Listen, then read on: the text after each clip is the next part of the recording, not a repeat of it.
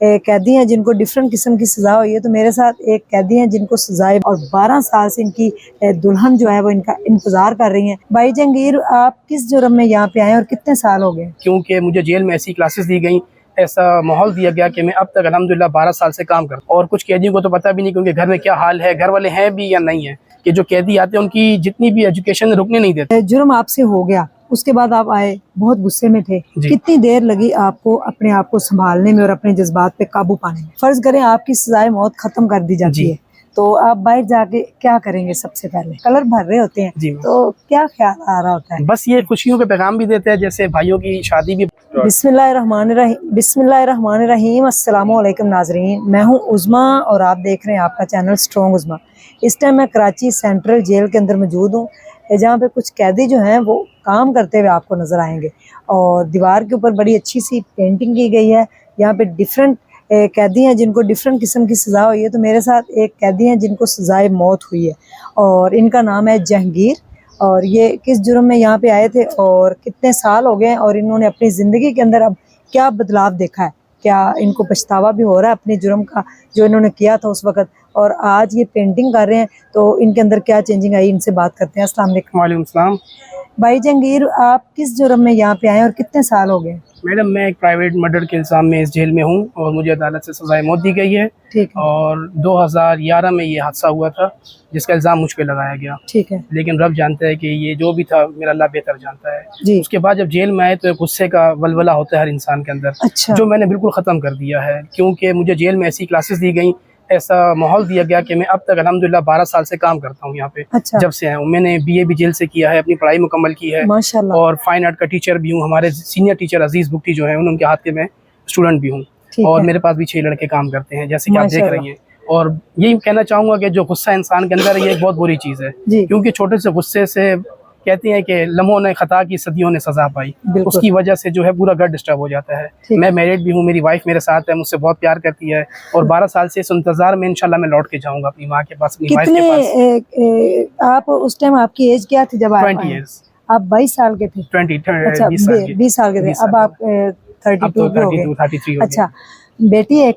नहीं, बेटी कोई नहीं, मेरी वाइफ है, और मैं शादी के चंद 6 माह बाद जेल आ गया था। ठीक है। तो ये जो हादसे होते हैं, मैं उन यंग लड़के जितने भी हैं बाहर कराची में, पाकिस्तान में, उनसे कहूँगा कि अपनी गलत एक्टिविटीज़ छोड़ के अपने घर वालों का ख्याल रखें, क्योंकि ये छोटी सी गलती से पूरा घर डिस्टर्ब होता है। यहाँ पे लोगों के होते हुए वालिदैन भी इंतकाल करके चले जाते हैं, और कुछ कैदियों को तो पता भी नहीं कि उनके घर में क्या हाल है, घर वाले हैं भी या नहीं है, क्योंकि इन हालात में तो मुलाकात पे आना घर वालों का बहुत मुश्किल होता है। तो अल्लाह की मदद होती है, जो आ जाते हैं, ये हमारे भाइयों का, बहनों का, माँ का, बाप का एहसान होता है हमारे पे कि वो जो आते हैं हमारी खातिर, हमारी खताओं पे पर्दे डालते हैं, और इनकी मोहब्बत होती है, क्योंकि माँ तो अपने बच्चों को नहीं छोड़ती है, चाहे वो जिस तरह का भी हो। लेकिन मैं लड़कों से कहना चाहूँगा, उनके घर वालों से भी कहना चाहूँगा कि अपने भाइयों पे, अपने बच्चों पे नज़र रखें और किसी गलत जगहों पे ना उठे बैठे।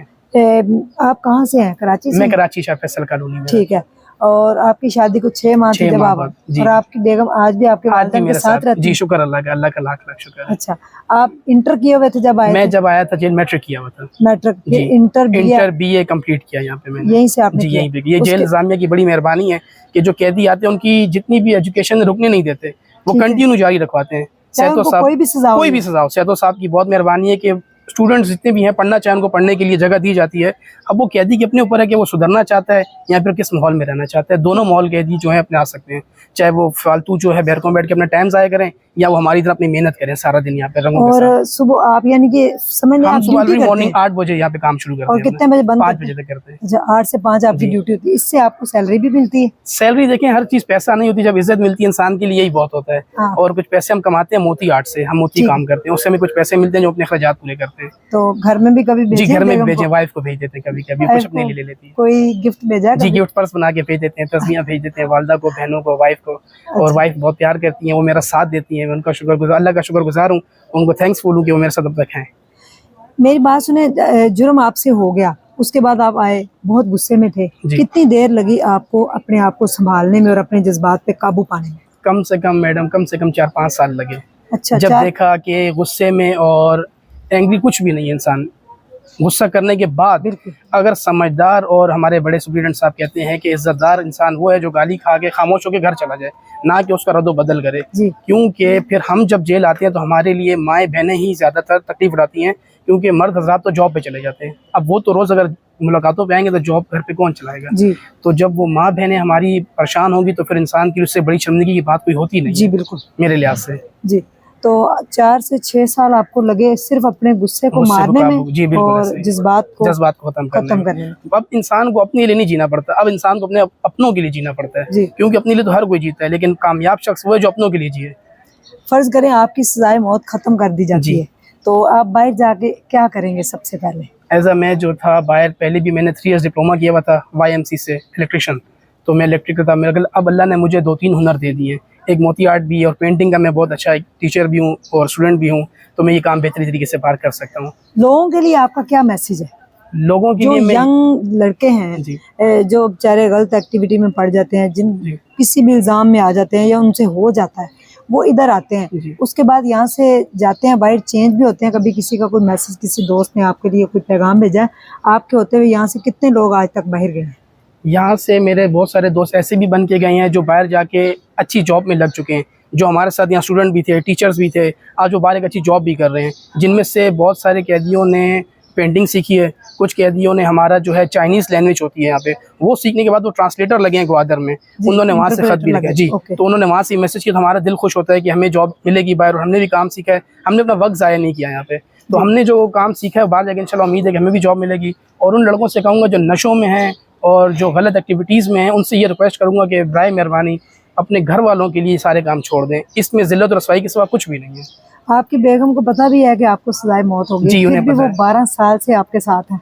बस उम्मीद है अल्लाह से इंशाल्लाह ताला कि आ जाएंगे, मिल जाएंगे फिर से। अच्छा, जी यानी कि आप आपको भी ये उम्मीद है कि जी, आप वापस इंशाल्लाह इंशाल्लाह चले इंशाल्लाह जाएंगे, इंशाल्लाह और इंशाल्लाह उनको भी है? इंशाल्लाह माँ की ठीक। दुआएं साथ हम जाएंगे इंशाल्लाह। आपकी अम्मी मिलने आती हैं? जी, जेल अम्मी में मिलने आती हैं, भाई मिलने आते हैं, एक माह में 2 बार 1 बार आते हैं मिलने के लिए। मुलाकात करने जी, आते हैं? मुलाकात करने आते हैं। ठीक है। जहांगीर भाई मेरे साथ थे, जिनको सजाए मौत हुई है, लेकिन उनकी बेगम उनसे इतनी मोहब्बत करती हैं और वालदा, और उनको ये यकीन है कि सजाए मौत भी इनकी ख़त्म कर दी जाएगी और ये वापस घर आ जाएंगे। और माशाल्लाह से ये इतना प्यारा काम करते हैं। जब कलर भर रहे होते हैं जी मैम। तो क्या ख्याल आ रहा होता है? बस ये खुशियों के पैगाम भी देते हैं, जैसे भाइयों की शादी भी हुई तो मैं जेल में था, अच्छा। और भतीजे भांजियाँ भतीजियाँ हुई तो मैं जेलों में था, तो ये रंग देख के खुशी याद आती है। ये खुशी के कलर हैं सारे, अपनों की याद दिलाते हैं, खुशी का पैगाम देते हैं, अमन का पैगाम देते हैं, और ये जब करते हैं तो थोड़ा दिल को सुकून भी हो जाता है मैडम। क्योंकि ये जेल में जब बाहर इंसान पकड़ा जाता है तो वो बहुत खौफज़दा होता है कि जेल क्या होगी।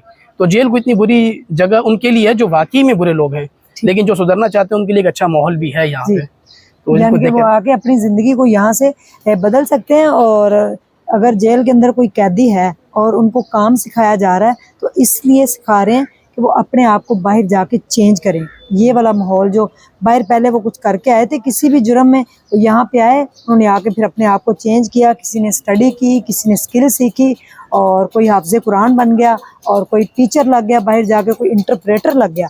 तो ये बड़ी प्राउड की बात है कि जेल के अंदर कैदियों ने भी माशाल्लाह से इस तरह काम सीखा और अपने आप को बदलने की और अपनी ज़िंदगी को बदलने की कोशिश की। जहांगीर भाई ने बहुत अच्छा मैसेज दिया कि अपने गुस्से को काबू में रखें और जज्बात में आकर कोई काम भी ना करें, क्योंकि इससे फिर आपकी फैमिली, जैसे कि DSP साहब ने बताया कि आपकी जो फैमिली है वो सर्वाइव करती है, उनको फिर सुननी पड़ती है ज़माने की बातें। और 12 साल से इनकी दुल्हन जो है वो इनका इंतज़ार कर रही हैं कि ये वापस आ जाएंगे। और अगर ये बिल्कुल वाकई में दिल से सुधर चुके हैं और इनके ऊपर अगर कोई इल्ज़ाम है, तो फिर हम भी दुआ करेंगे कि इनकी जल्द से जल्द जो है यहाँ पे जो है वो इस जेल से रिहाई हो जाए और ये अपने घर जा सके। Thank you so much.